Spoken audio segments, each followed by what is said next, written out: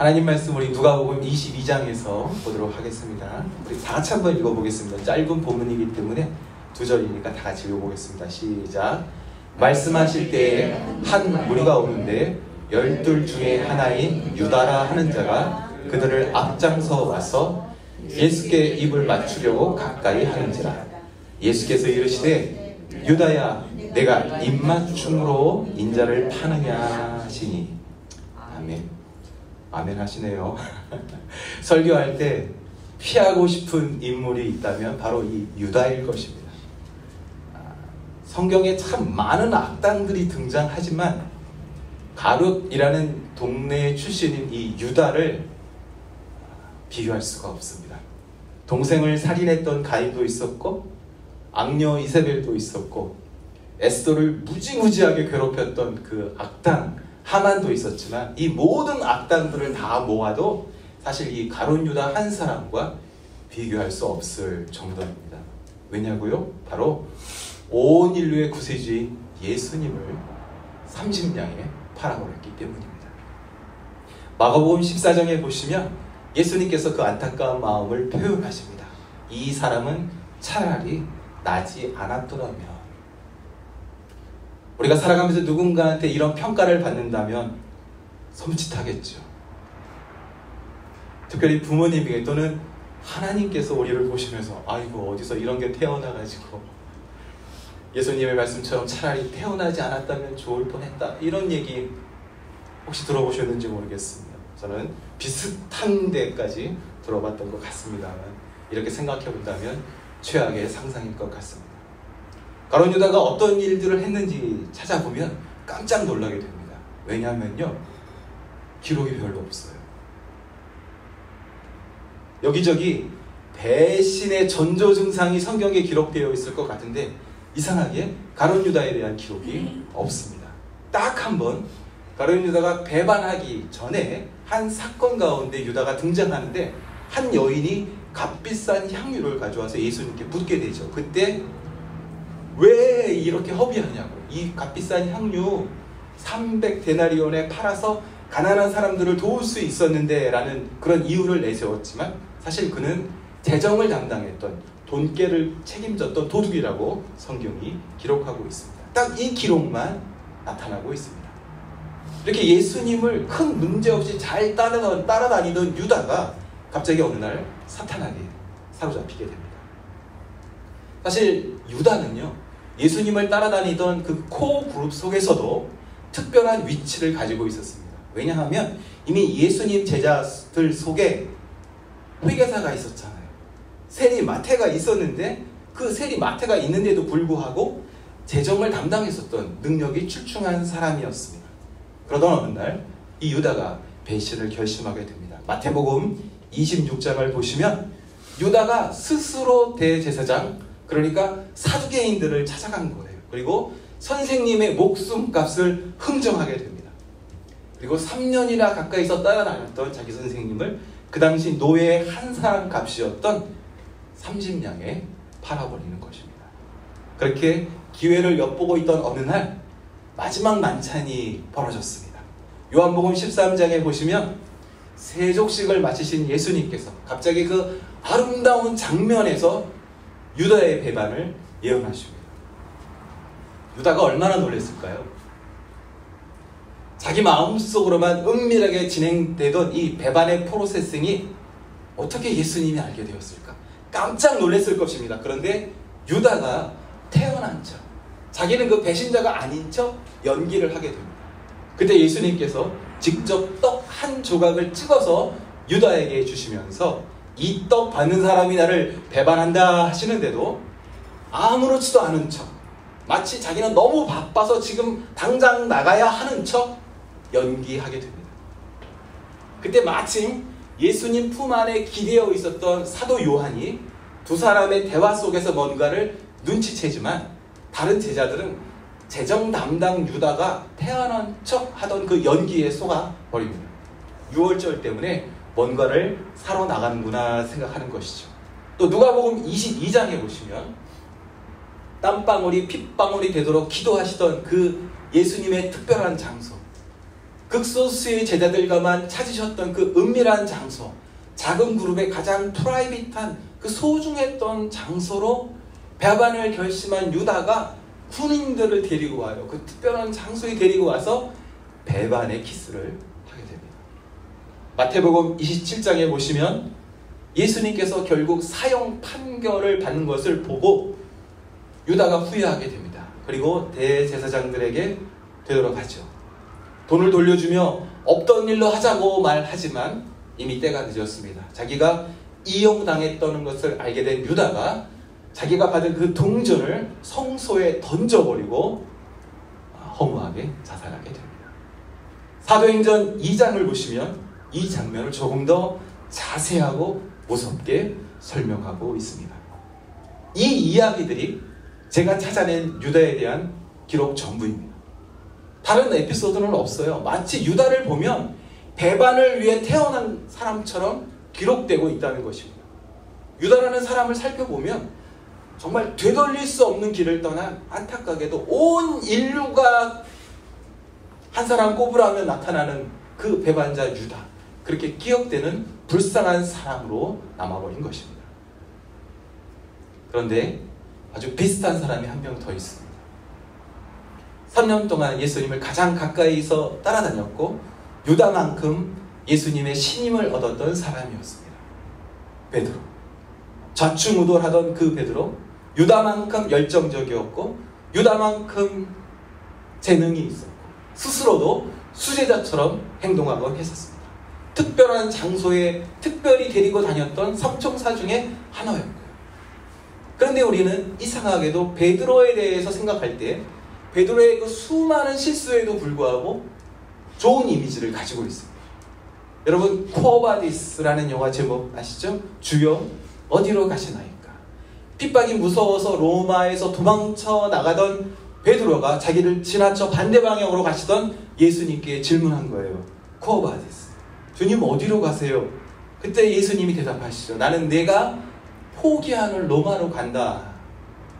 주님의 대답에 정신을 차린 베드로가 가던 길을 돌이켜 로마로 들어가서 십자가를 거꾸로 지고 순교했다는 그 전설. 그 전설 때문인지 베드로는 우리에게 항상 좋은 이미지로 남아있게 됩니다. 그러나 여러분, 베드로를 살펴보면요, 과연 유다보다 나은 점이 있을까?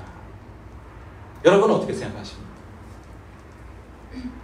예수님 사역 초창기에 있었던 베드로의 여러 실수들은 제외해 놓고 유다가 배반하려던 그 시기에 있었던 그 시기만 살펴본다 할지라도 베드로가 과연 유다보다 뭘 더 잘했단 말일까? 이렇게 생각할 수밖에 없습니다. 누가복음 22장을 보십시오. 누가복음 22장 21절에 보시면 예수님께서 제자들에게 너희 중 하나가 나를 판다 하시는데도 24절에 제자들이 예수님 말씀 못 알아들은 거예요. 그 중요한 말씀을 하시는데 아무도 못 알아듣고 싸우는 거예요. 내가 가장 높은 사람이다. 내가 큰 자리 할 거다. 높은 자리에 앉을 거다. 그 중에 누가 가장 큰 목소리를 냈을지 우리가 쉽게 상상할 수가 있습니다. 33절 말씀에 보면 고난이 다가온다 할 때에 베드로가 떵떵거리며 예수님께 각오를 다시죠. 나는 주님과 함께 옥에도 가고요, 죽는 데에도 같이 갈 거예요 하고 자신 있게 대답하는 것입니다. 그때 주님께서 34절 말씀에 그 유명한 말씀을 하십니다.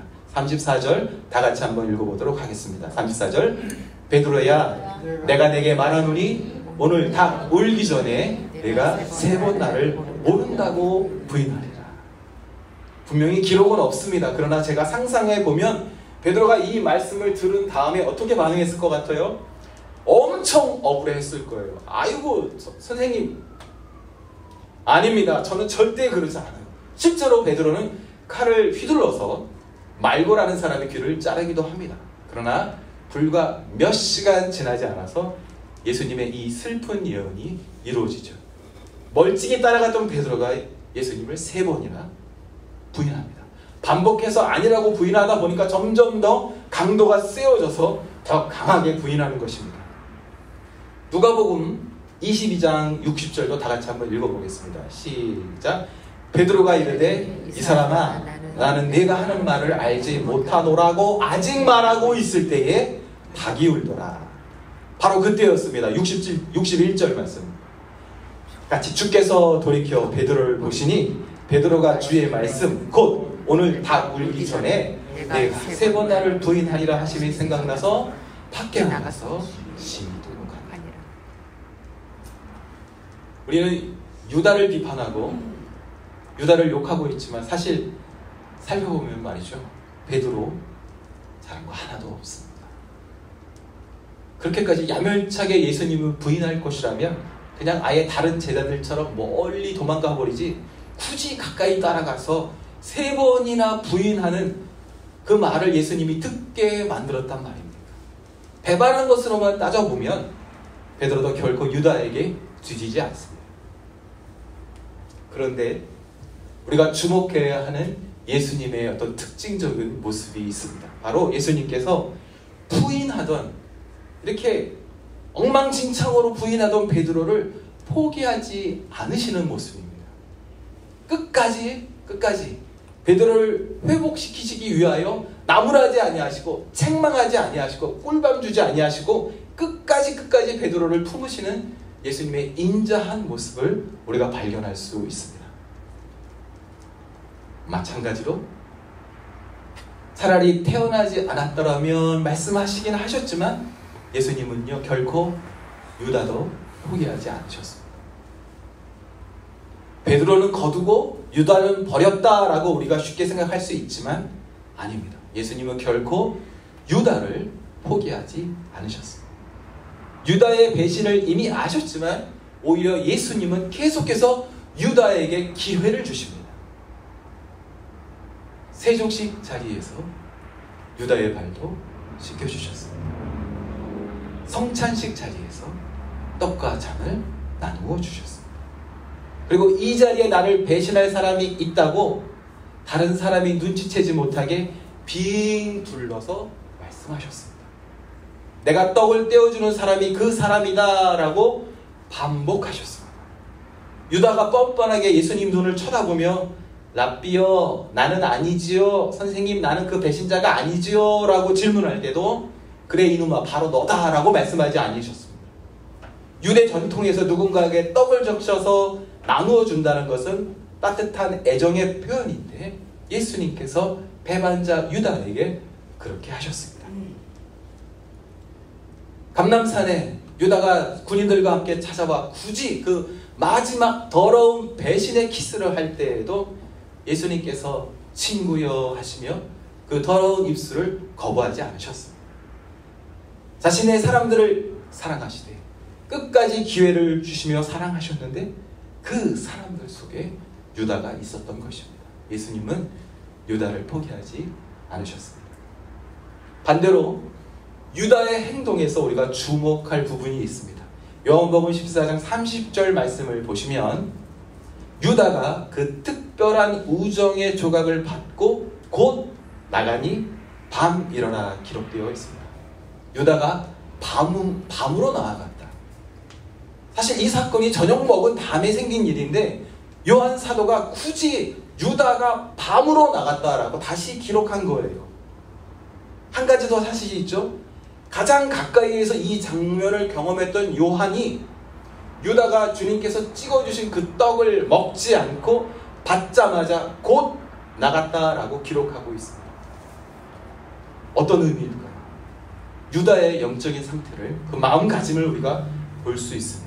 예수님께서 포기하지 아니하시고 계속해서 주셨던 그 수많은 기회들을 유다는 알아들었지만 스스로 영원히 돌아올 수 없는 사망의 밤으로 향했던 것입니다. 마태복음 26장 말씀 한번 다 같이 읽어보겠습니다. 마태복음 26장 49절 시작. 곧 예수께 나와 랍비여 안녕하시옵니까 하고 입을 맞추니 예수께서 이르시되 친구여 내가 무엇을 하려고 왔는지 행하라. 제가요 가룟 유다에 대한 기록을 살펴봐도요 유다는 한 번도 예수님을 주님이라고 부르지 않습니다. 다른 제자들을 보면, 다른 여인들을 보면 랍비어 하다가 My Lord 하고 나의 주님이요, 나의 주님이요, My Master 이렇게 부르는데 유다는 선생님이라고만 부릅니다. 예수님을 어떻게 생각하고 있는지 그의 속마음이 나타나는 호칭입니다. 그러나 예수님은 배반자 유다를 향하여 친구여 하고 불러주십니다. 유다는요, 예수님을 통해서 이루고 싶었던 욕망이 있었습니다. 예수님을 따르는 코어 그룹에 속하고 심지어 그 코어 그룹에서도 중요한 위치에 있었지만 예수님의 뜻을 이루고자 따르는 것이 아니었고 자기의 뜻을 이루기 위해서 예수님을 따라다녔고 누구보다도 열심히 사역하는 척 했던 유다였습니다. 그러나 예수님의 사역이 절정으로 치닫던 어느 순간 예수님께서 그분의 사역이 이 땅 위에서의 영광이 아니라 온 백성을 위해서 희생제물로 십자가에 들어져야 한다는 것이 확실해질 때 그의 숨겨졌던 본능이 드러났던 것이죠. 자신의 숨겨진 욕망이 이루어질 수 없다는 것을 확인했던 그 순간 유다가 되돌아올 수 없는 영원히 캄캄한 곳으로 스스로 들어간 것입니다. 우리 주변에도 보면 많은 사람들이 자기의 뜻을 이루기 위해 예수님을 따라다닙니다. 그러나 희생과 핍박 앞에서 떠나간 것을 보게 됩니다. 사역의 중심에 있었고 특별한 사명을 감당하는 것처럼 보였지만 자신의 뜻이 하나님 앞에 관철되지 않을 때 실망하여 밤으로 떠나는 것을 보게 됩니다. 그러나 또 다른 배신자였던 베드로에게는 한 가지 분명한 차이점을 발견할 수가 있습니다. 사실 베드로는 오래 살아남아서 그의 더 많은 실수가 성경에 기록되게 되었습니다. 억울할 것 같습니다. 그러나 3번 예수님을 부인했던 이 사건은 사실 어떤 실수와도 비교할 수 없는 치욕의 과거일 것입니다. 부끄럽게도 이 4복음서 모두 다 베드로가 3번 예수님 부인했다는 이 내용을 아주 자세하게 반복해서 기록하고 있습니다. 이뿐만이 아니었어요. 예수님께서 부활하신 다음에 갈릴리로 가서 기다려라 했을 때 또 자기 마음대로 자기 다른 제자들까지 데리고 가서 물고기 잡으러 나가게 되죠. 그 이후에도 보면 교회의 중요한 리더가 되었지만 자기 마음대로 좌충우돌 이런저런 분란을 일으키기도 합니다. 그러나 유다와는 명확한 차이점이 있습니다. 바로 베드로가 계속 돌아온다는 거예요. 계속 돌아옵니다.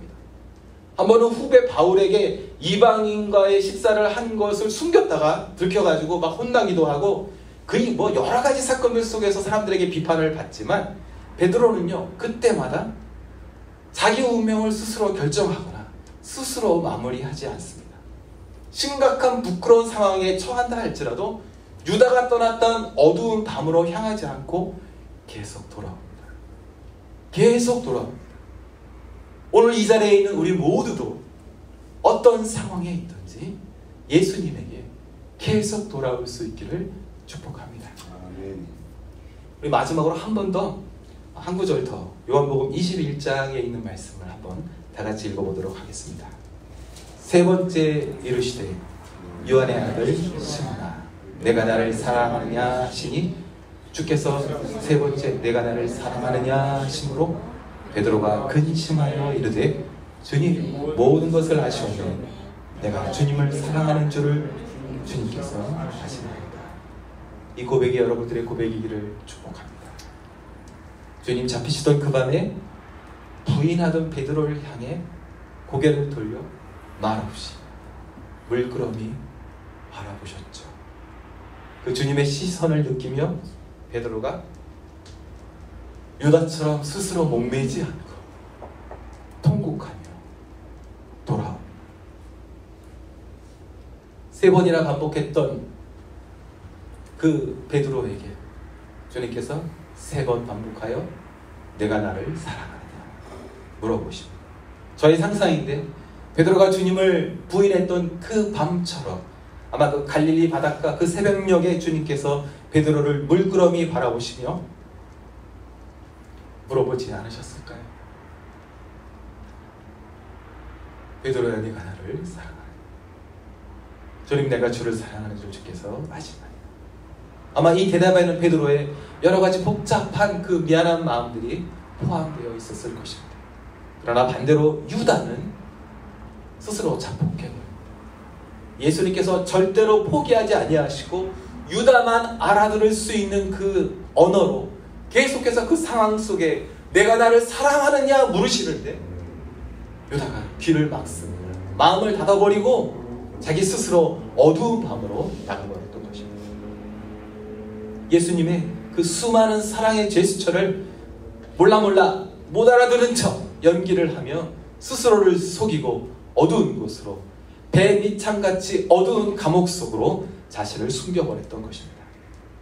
양심의 가책 속에서 유다가 자기의 잘못을 되돌리려고 했지만 제사장들에게 이용당했다는 그 자괴감 속에서 불의한 재물을 성소에 집어 던지고 영원히 돌아오지 못하는 자기의 길로 가버렸던 것이죠.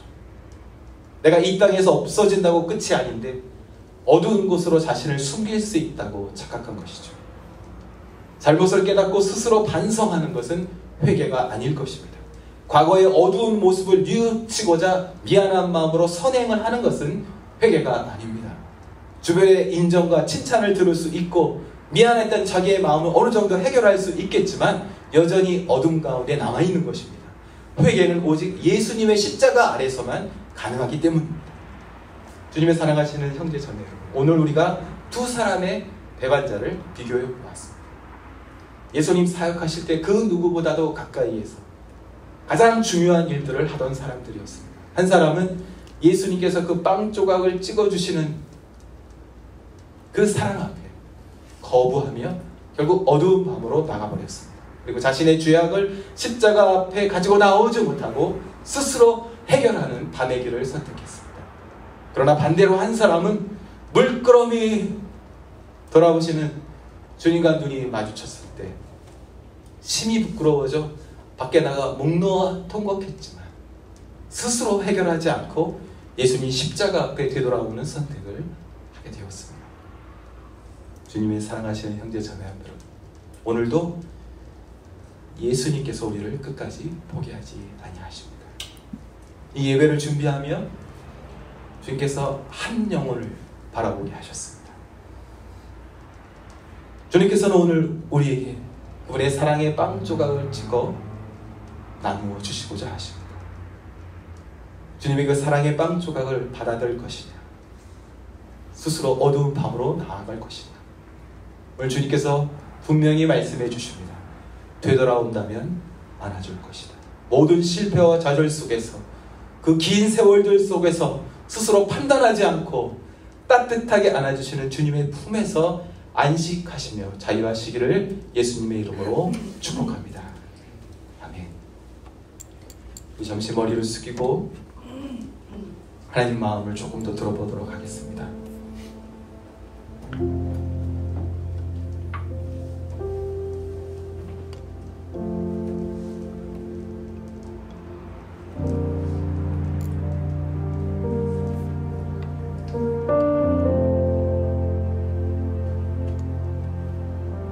겉으로 보기에는 예수님 가장 가까이에서 제법 중요한 일들을 하고 있던 우리이지만 사실 우리 안에는 배반자의 DNA가 숨겨져 있습니다.